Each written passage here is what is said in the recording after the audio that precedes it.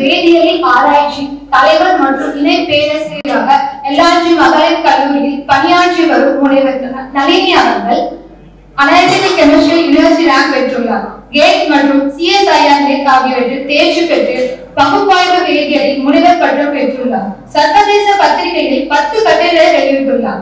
TNSC STயில் பள்ளி ஆசிரியர்களுக்கு சேவை பயிற்சி திட்டத்தில் பயிற்சி அளித்துள்ளார். மேலும் அவர் ISAS தமிழ்நாடு பிரிவு மற்றும் SAEST உறுப்பினராக உள்ளார்.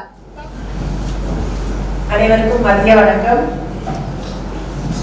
ஸ்டோரி பேட்டை ப்ரொடக்ஷன்ஸ் ஒரு அமைதியா ஒரு உணர்வை கொண்டு வந்திருக்காங்க. இந்த நொய்யல் அன்றும் இன்றும் அப்படின்ற ஒரு ஆவணப்படத்தை மூலமா அதை பெருமையா வெளியிட்டு சந்தோஷமா உட்கார்ந்துருக்காங்க. அது நிஜமாவே ஒரு பெரிய சக்சஸ். ஏன்னா இங்க எல்லாருக்குள்ளயும் அந்த இருட்டு நேரத்துல அந்த போட்டா அந்த ஃபில்ம் எங்க மனசுல ஒரு பெரிய இறுக்கத்தை உண்டு பண்ணுச்சு. ஒரு நதியோட கதறல் கண்ணீர் அந்த இதுல தெரிஞ்சது, ஆவணப்படத்துல தெரிஞ்சது. அது அவங்க எடுத்துக்கிட்ட தீம் கரெக்டா எங்களை சேர்ந்துக்குன்றதுக்கான ஒரு அடையாளம்.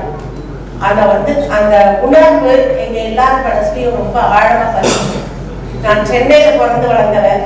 இங்க 2000 வரும்போது அந்த நதியை பார்த்துட்டு பூவை சென்னையில அப்படி கெட்டு கிடக்குது, இங்க சென்னை பூவை மாதிரி நொய்யல் இருக்குதுன்னு வருத்தப்பட்டேன். நான் கெமிஸ்ட்ரி வேற.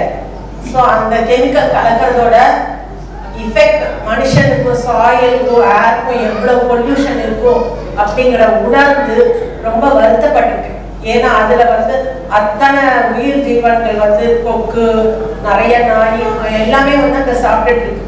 அதே சமயத்துல அதோடு மட்டும் போகாது, அது பக்கத்துல இருக்கக்கூடிய மணல், மண்ணு, தண்ணி எல்லாத்துலயும் அதோடைய நச்சுத்தன்மை ஃபுல்லா பதிஞ்சிருக்கும். அதை எடுக்க ரொம்ப காலமா நம்ம நினைக்கிற மாதிரி அவ்வளவு ஈஸியானது இல்லை. அதனால அதை பார்த்து ரொம்ப வருத்தப்பட்டேன். ஏன்னா தண்ணி போக போக அடுத்த மழை வந்தா அந்த தண்ணி போயிடுது. அப்போ அது கிளீன் ஆயிடுது. அது வீட்டு கழிவா இருந்தா அது பிரச்சனை இல்லை, ஏன்னா டீகம்போஸ் ஆயிடுது. ஆனா அதே கெமிக்கல் கழிவா இருந்து அது மண்ணுல ஊடுருவும் போது அது அந்த இடத்துல மட்டும் இருக்காது. கெமிஸ்ட்ரி படிப்பு பார்த்தீங்கன்னா எங்கே கான்சென்ட்ரேஷன் குறைவா இருக்கோ அந்த இடத்துல அந்த கெமிக்கல் போய் ஊடுருவி போயிடும். அப்போ மற்ற கிணத்துல தண்ணி நல்ல சுத்தமா இருந்தா கூட நொய்யலை சுற்று வட்டாரத்துல இருக்கிற அத்தனை நீர்நிலைகள், போர்வெல், கிணறு எல்லாமே அந்த நச்சு கெமிக்கலால பாதிக்கப்படும். அப்ப நான் இங்க நொய்யல் பக்கத்துல டிமார்ட் பக்கத்துல தான் இருக்கேன். அப்ப அங்க போர் போடும் போது நான் யோசிச்சேன், அந்த போர் தண்ணி பக்கத்திலே நொய்யல் இருக்கு, அந்த கெமிக்கல்ஸ் நம்மளுடைய தண்ணி அஃபெக்ட் பண்ணுமா, நம்ம அது எதுக்கு மட்டும் பயன்படுத்தலாம் அப்படின்னு நான் யோசிச்சுதான் அதை கனெக்ஷன் கொடுத்தேன். அப்ப அந்த வேதனையோட தான் நான் அந்த நொய்யல் கடந்து போகும்போதெல்லாம் பார்ப்பேன். முந்தானே பார்க்கும்போது கூட ஒரு லாரி திடக்கழிவை கூட தான் அங்க கொட்டுறாங்க. தண்ணியில வரக்கூடிய சாலிபிள் கழிவு எல்லாம் தண்ணியோட அடிச்சுட்டு போயிடும். அப்ப அது பிரச்சனை இல்லை. ஒரு மழை வந்தா கிளீன் ஆயிடும், 2 மழை வந்தா கிளீன் ஆயிடும், பிரச்சனை இல்லை. ஆனா இந்த திடக்கழிவு அங்க இருந்து தண்ணிய உயிரிழமா ஓட விடாது. எப்பவுமே ஓடுற தண்ணிக்கு தோஷம் இல்லை, நிக்கிற தண்ணி பிரச்சனை. Stagnant water produces more disease. பழைய காலத்துல சொல்லியிருக்காரு, தாயை பழித்தாலும் தண்ணீரை பழிக்காது. அதுக்கு ஆக்சுவல் மீனிங் என்ன அப்படின்னா, தாயை பிழைத்தாலும் தண்ணீரை பிழைக்காது. தாய்க்கு ஒரு தப்பு செஞ்சேன்னா கூட பரவாயில்ல மன்னிச்சிடலாம், ஆனா தண்ணிக்கு நீ ஒரு தப்பு செஞ்ச அப்படின்னா அதை மன்னிக்கவே முடியாது. ஏன்னா அவ்வளவு பெரிய குற்றம், அது பின்னாடி தலைமுறைகளை தாண்டி அது எல்லாத்தையும் கஷ்டப்படுத்தும். ஸோ அப்படிப்பட்ட ஒரு நல்ல எனக்கு இது கொடுத்த போது நான் ரொம்ப சந்தோஷப்பட்டேன். ஏன்னா இப்படி ஒரு டாக்குமெண்ட்ரி எடுக்கிறாங்க, நம்ம மனசுல என்ன இருந்துச்சோ அதை ஒரு டாக்குமெண்ட்ரி எடுத்துருக்காங்க, ரொம்ப அருமையானது. அதனால நான் உடனே ஒத்துக்கிட்டேன். மேடம் வேற மேடம்க்கு சொல்லியிருந்த ஷெட்யூல் எனக்கு வந்தது. சரி பரவாயில்ல, நம்ம போய் தான் பார்க்கலாம், ஏன்னா it is much related to chemistry. அதனால அந்த எண்ணத்துல நான் இங்க வந்தேன். அதே சமயத்துல அது ஒரு பெரிய உணர்வு வந்து அழகா வந்து கொடுத்துருக்காங்க. டாக்குமெண்ட்ரி பிளெயினா இல்லாம நம்ம கருத்துக்களை வந்து எவ்வளவு அழகா வந்து சொல்லணும். அந்த போட்டோஸ் எல்லாம் ரொம்ப நிஜமாலுமே அருமையா இருந்தது.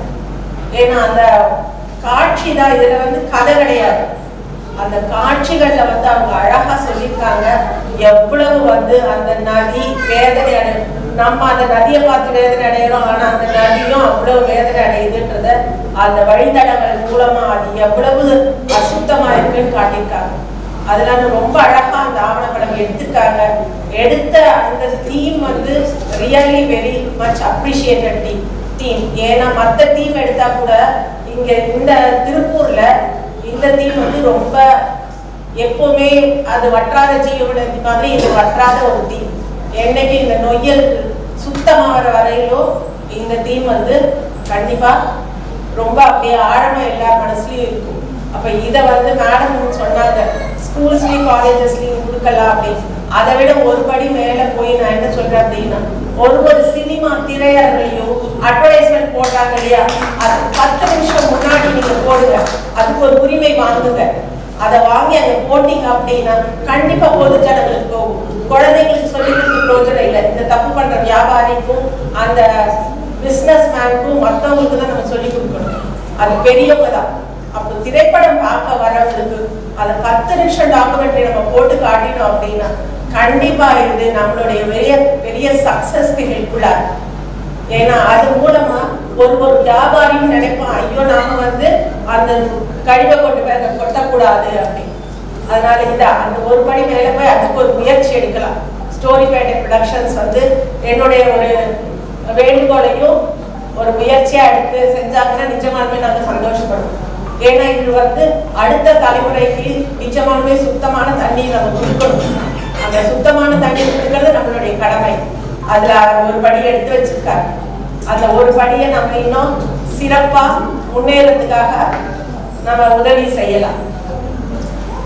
So thank you for Story Pattai Productions for giving me this opportunity. இது ரொம்ப அருமையான ஆவணப்படம். உங்களுடைய வெற்றி மேலும் மேலும் வளர எங்களுடைய மனமார்ந்த உணர்வு பூர்வமான வாழ்க்கை.